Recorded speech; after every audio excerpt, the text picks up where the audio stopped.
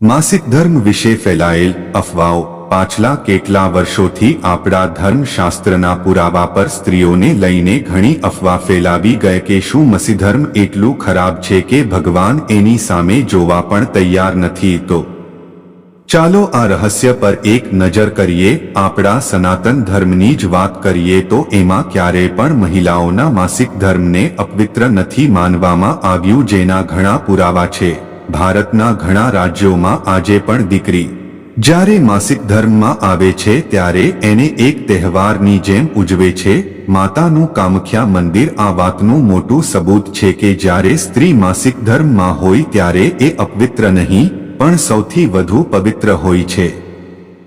આપણા હિન્દુ ધર્મમાં આ પ્રકારની એનર્જીને બહુ જ પોઝિટિવ માનવામાં આવી છે, પણ પશ્ચિમ સંસ્કૃતિની વાત કરીએ અથવા બીજા ધર્મની વાત કરીએ તો માસિક ધર્મને પાપ માનવામાં આવ્યું છે, પણ આપણા પૂર્વજો આપણા ધર્મમાં ક્યારેય પણ માસિક ધર્મને પાપ નથી માનવામાં આવ્યું। હવે વાત કરીએ માસિક ધર્મમાં મંદિરમાં શા માટે ના જવાય, તો એના માટે આપણે આયુર્વેદનું સુશ્રુત સંહિતાનું રજસ્વલા પરિચય જાણવી જોઈએ, જેમાં લખેલું છે કે કોઈ પણ સ્ત્રીએ માસિક ધર્મ દરમિયાન સ્નાન કરવાની મનાઈ છે, એટલા માટે સ્નાન કર્યા વગર મંદિર ના જવાય, માટે માસિક ધર્મમાં મંદિર ના જવાની સૂચના અપાય છે। પણ આ વાતને તોડી મરોડીને બદલી નાખવામાં આવી અને માસિક ધર્મને અપવિત્ર બતાવવામાં આવ્યું છે।